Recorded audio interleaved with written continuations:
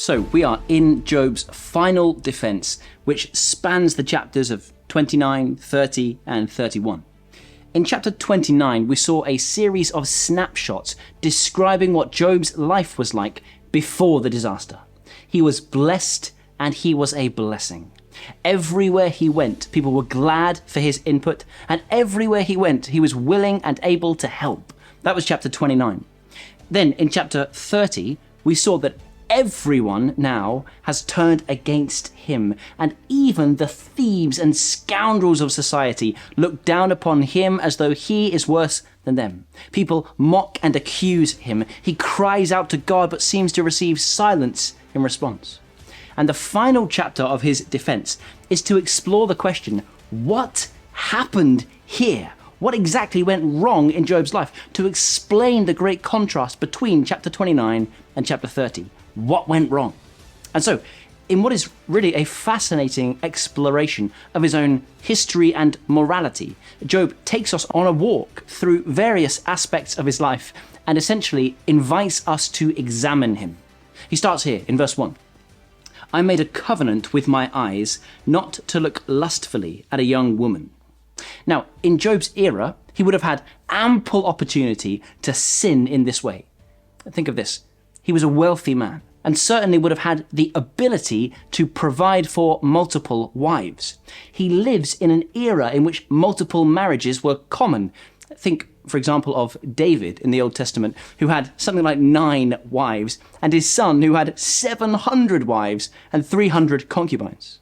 These men ought to have known better, but Job did know better, and he did do better. There is nothing in the book of Job that makes us think he is willing to dilute his devotion to his wife. He's a one-woman man, through and through. He doesn't even look lustfully at others, because he knows the damage that can do.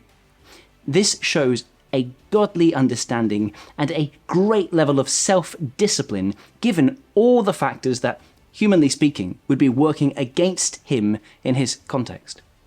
What makes Job's testimony particularly powerful and frankly so persuasive is that he is inviting God to bring down judgment upon him if he is lying. If I am lying about this, may my wife grind another man's grain, and may other men sleep with her. Obviously, that would be the height of disgrace in this culture. And Job is saying, look, if there is any secret sin here, I deserve to be, and may I be, publicly disgraced for it. His wife is the one person he's still got, isn't it? And so his defense here seems all the more powerful. Job says, to indulge in such sins would be to start a fire that would burn to destruction, in verse 12. And he's so right about that, isn't he? How many people, and even how many pastors, have fallen prey to the sin of lust and disqualified themselves from ministry?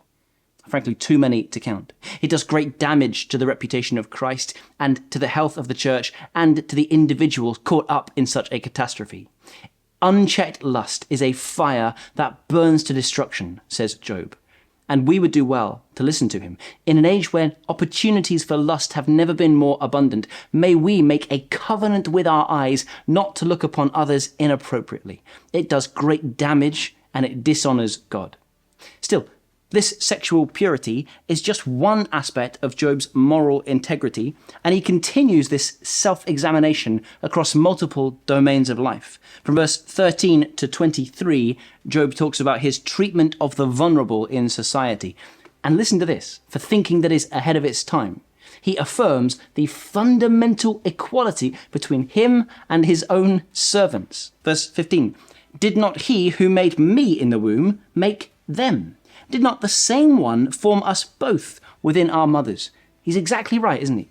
Both made in the image of God, utterly equal before him. And Job says, because of that, I have not mistreated anyone. I have not denied them justice. I have been fair. If I've seen anyone perishing for lack of clothing, or the needy without garments, and their hearts did not bless me for warming them with the fleece from my sheep, then let my arm fall from the shoulder, let it be broken off at the joint.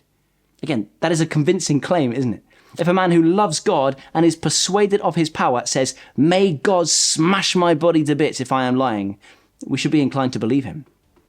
From verses 24 to 28, Job talks about his relationship to his many resources.